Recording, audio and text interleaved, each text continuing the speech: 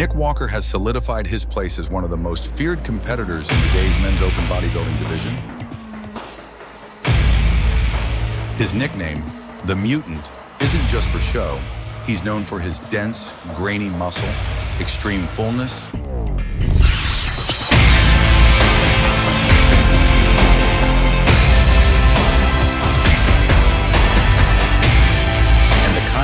that makes even seasoned pros look small standing next to him.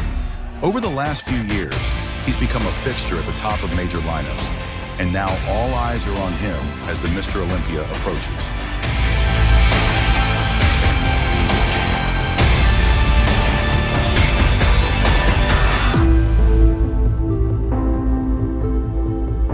When looking ahead to this year's Olympia, it's clear that the battle for the title could very well come down to two men, Nick Walker and Samson Dota.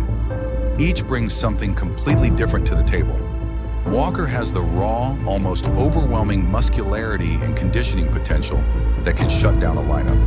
Dota, on the other hand, brings one of the most aesthetic, flowing physiques in the division.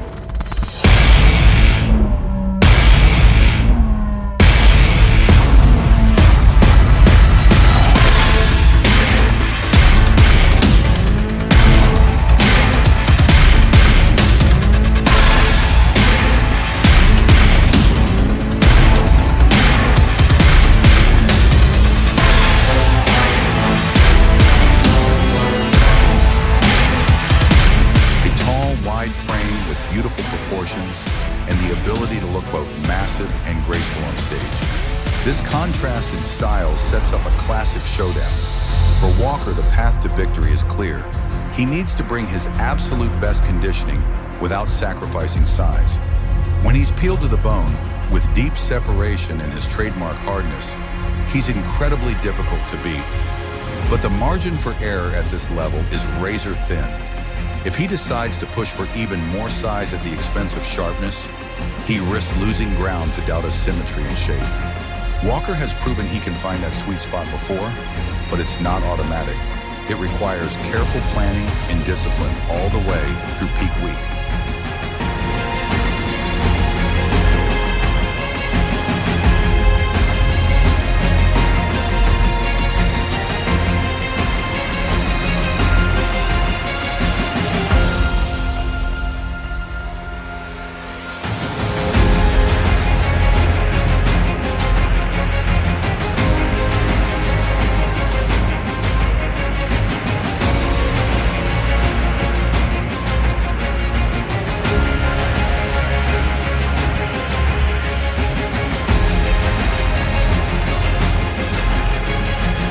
For Dota, the challenge is almost the opposite. His structure is unmatched, and his stage presence is among the best in the sport. When he's on, he has the ability to make other competitors look blocky or unbalanced by comparison. But if he's even slightly off, if he's holding water, or if his fullness isn't quite there, his aesthetic advantage won't be enough to overcome Walker's density and detail. In my opinion, Dota has to come in both sharper and bigger than we've seen from him to truly go toe-to-toe with Walker in the mandatory poses. Conditioning is the great equalizer here. At the Olympia level, conditioning isn't just about striations. It's about uniformity across the body. The quads, hamstrings, and glutes have to be dialed in just as much as the chest, arms, and delts.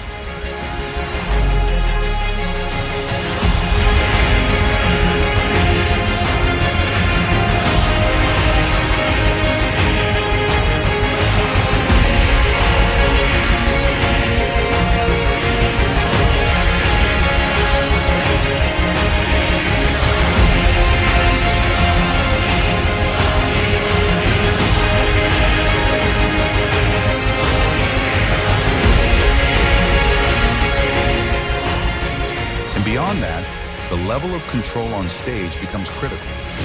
Posing is not just a performance, it's a weapon. Every transition, every quarter turn, every time you exhale or adjust your stance, the judges are watching.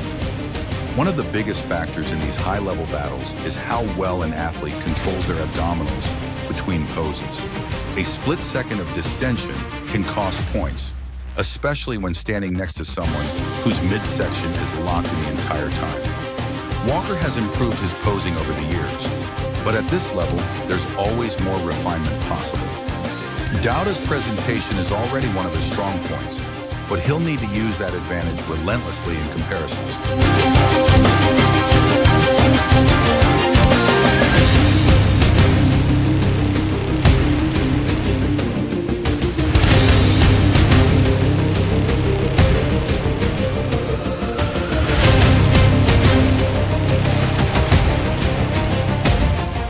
This is the stage where you can't just hit a pose and relax.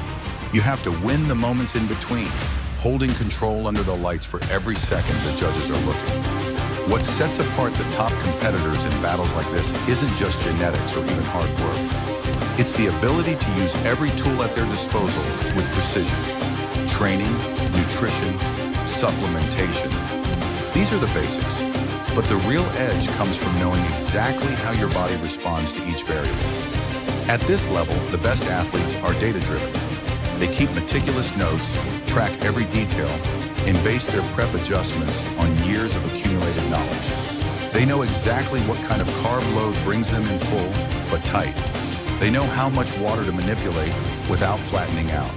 They understand how sodium impacts their look and when to adjust it. This is why I believe Nick Walker has such a strong shot this year. When he's on, he's proven he can combine size and detail in a way that overwhelms a lineup. But it's not just about coming in bigger than ever. It's about coming in at the exact balance where every muscle is full, every line is crisp, and there's not a single weak point for the judges to penalize. John Jewett's rise is a perfect example of how this approach works. Jewett isn't the biggest man on stage, but his meticulous, pragmatic methods have allowed him to consistently outperform expectations. He peaks with precision, and it's not by accident.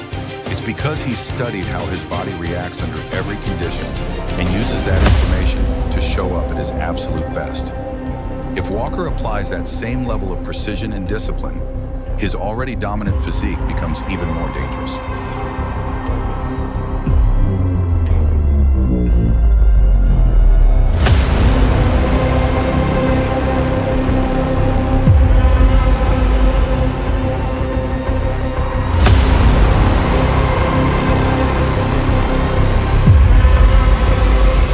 As we head toward the Olympia, the storyline is clear. If Walker nails his conditioning while keeping his size, and Dota comes in sharper and fuller than ever, we could see one of the most competitive and exciting battles in years.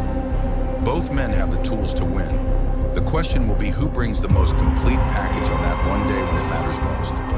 At this level, where the margins are razor thin, it's not just about who looks the best in the gym. It's about who can deliver perfection under the brightest lights in bodybuilding.